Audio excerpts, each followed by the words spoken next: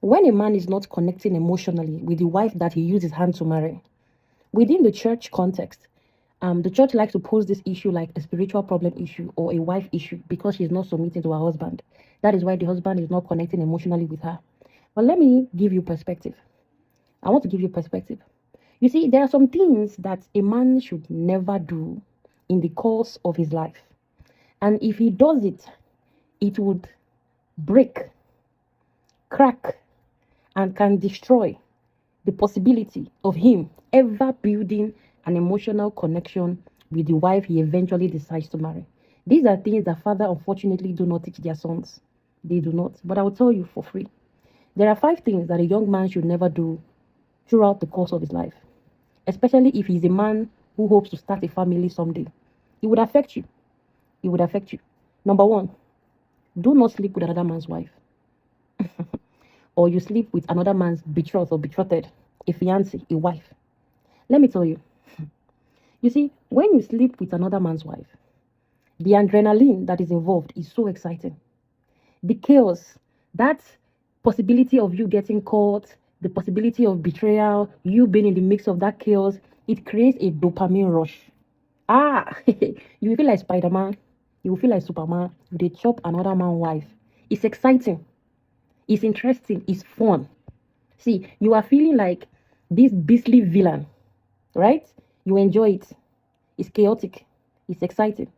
And being in the midst of that, being a secret, it's a very exciting experience for a man. In fact, some men are fantasizing about sleeping with a married woman or another man's wife. But let me tell you something. If you participate in this thing of sleeping with another man's wife, if you participate in it today, you rob yourself of any form of peace or emotional connection you would ever have with a woman in the future. Take this from me. If you start sleeping with another man's wife, you know, these things I'm telling you, I will tell you the truth. Men hardly talk about the things that they go through emotionally, what they call their demons. Everybody will just drink beer, eating Kobe, laugh, talk about football. Oh, no. Men are carrying it's a kind of suffering they cannot open their mouth to say. You will lose your peace. There is no woman you will ever emotionally connect to. When you decide to marry your own, when you decide to eventually marry your own, you will not know what peace is. Yes. Number one, it can happen 2 ways for you. It's either you will find the experience of marriage underwhelming. Why? Because you are used to the dopamine that comes with chaos. That excitement that comes with taking what does not belong to you. When you eventually marry, it's like the dopamine drops. You are underwhelmed. You will be bored. You'll be like, so what is this? So you will want that chaos back. You will become problematic. You are looking for something, you will start accusing. It has to be turbulent for you to find your peace because you are a man with no peace. So you will put the lady that you are marrying on high jump. You'll be following up like somebody that the head is not correct. You don't even know what is wrong with you. You are emotionally dysregulated because you are used to chaos. The excitement is not there. You cannot connect to her emotionally because you will be somebody that you will even remove your mind from anything called love or connection with woman. You cannot trust woman. You trust woman. Never. Never. As you are sleeping with her, you can already imagine now so like 40 people where they street they chop her too. You will lose your peace and you will never connect emotionally with a woman. That's a mistake many men don't tell other men, and fathers don't even tell their sons. I think it's enjoyment. Oh my God. Don't worry, I will not go deep into that, but maybe in another video I will share more. The second thing that as a man you should never do is to pay for sex. You carry a shower. Let me tell you, because this is very common. Men who pay for sex is very common. You carry your scroll, you carry your lotion, you pay somebody to get access to their body. It's another exciting experience. The first time you will do it, your heart will be beating. The first time a man pays for sex in his life, either due to peer pressure or due to something, just curiosity. Oh my God. It's an excitement. If he started when he was young or as an adult, regardless, your heart will be beating. So I'll just give you my money now. If I give you my money, she could just open her leg for me. The excitement is a raw excitement. But let me tell you what happens. You see, the transaction of paying a prostitute to buy time with her gives you an experience that is forbidden. Yes, It's a forbidden experience. And if you can access a human being with your currency, you lose what is called the wonder that comes with how you perceive humanity. It robs you of your innocence. You would never in your life till you die be able to see a woman as a person. You rob yourself from that innocent experience. You rob your own self.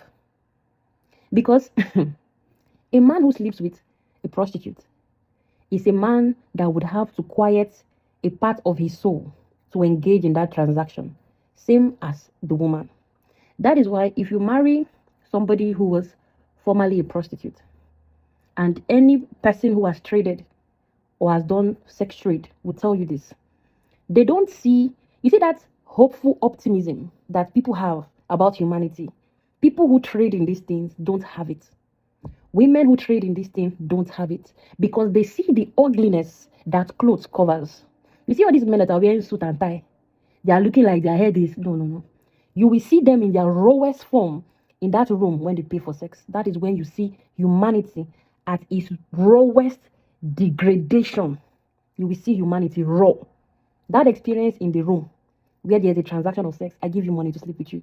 If they carry camera and show you, you will lose the wonder that you have for life as life experiences.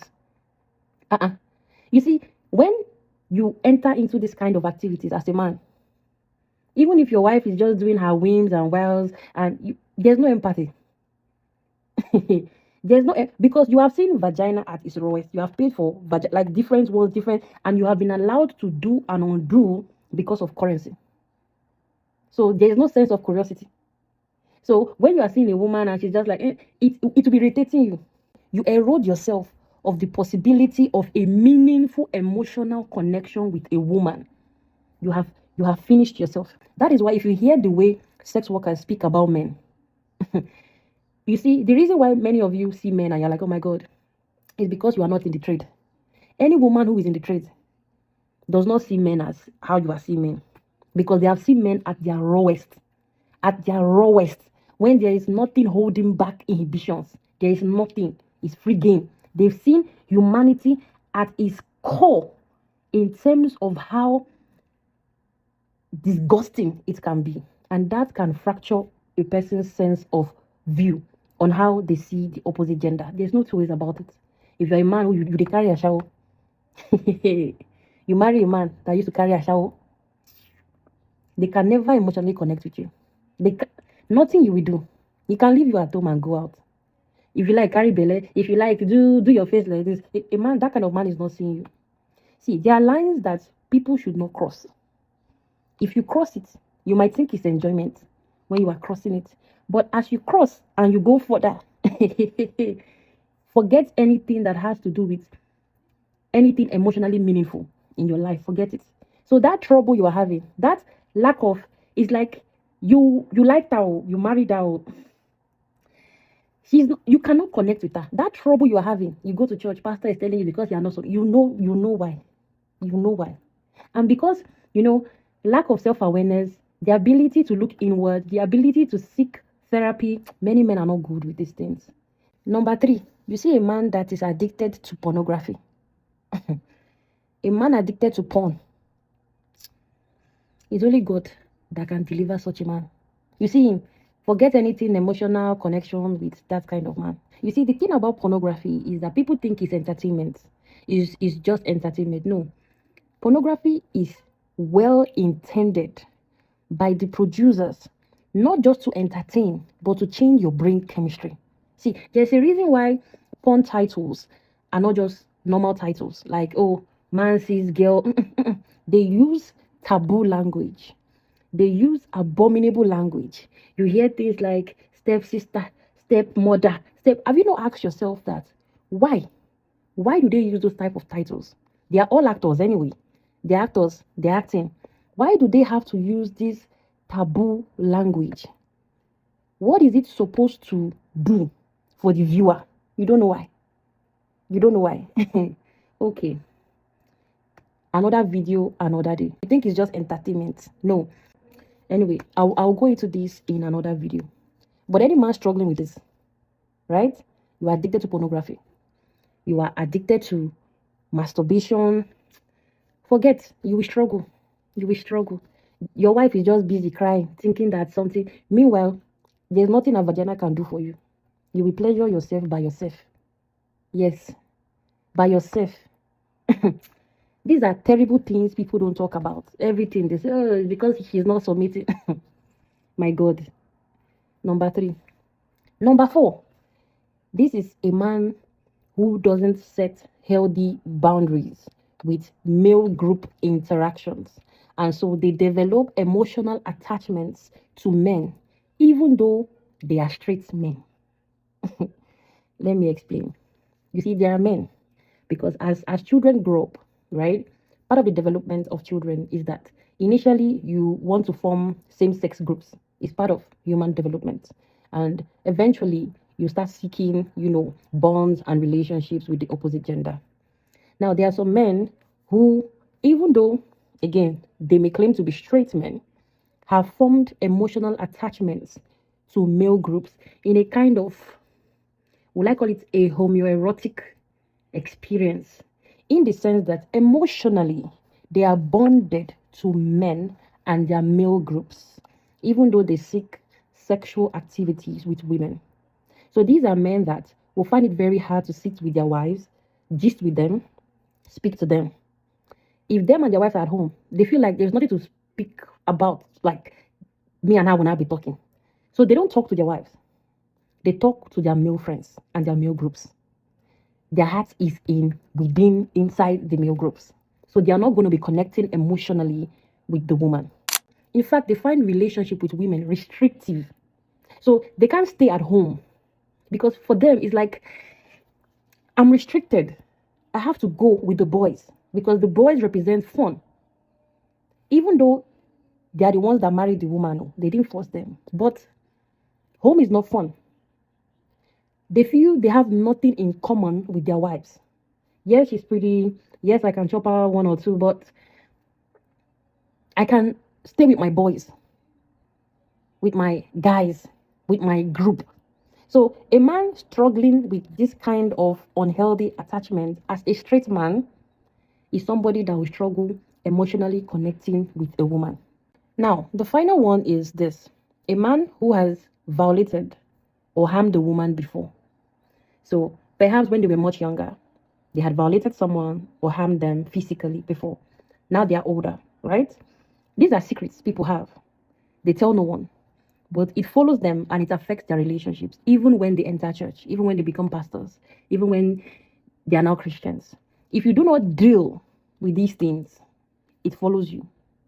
So if you have violated a woman before, you have harmed a woman physically before, you will struggle to emotionally connect with women. And let me give you a few reasons why. First, harming someone or hurting them also gives the person hurting them or the person trying to harm them a kind of adrenaline rush. That is why people are serial killers and people are sociopaths, right? People are psychopaths as well. Yes, it gives the person a kind of dopamine rush. If you hurt someone in a way or violate a person in a way that you get away with it, it's a line that you have crossed. That is why people who harm again. People who violate people are likely to violate people again. People who kill people can kill again, right?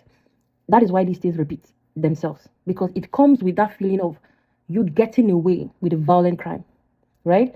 And so you will find it very difficult to connect with women ever again. And especially for people who it happened, they feel like they didn't want to do that anymore, or it was a one-time occurrence and that's it. But they are still laden with guilt of it. And so it is this fear that has plagued them. They will find it very, very difficult to emotionally connect with any other woman. They would constantly have this fear, this guilt, it's a kind of sickening thing, because again, this is something that they are struggling with secretly. So nobody knows. They can't tell anybody. So they are lashing out, having mood swings. And these are things that people do not speak about. People do not seek therapy about. So this is already a long video. But if you want me to do part 2, let me know and I will do part 2.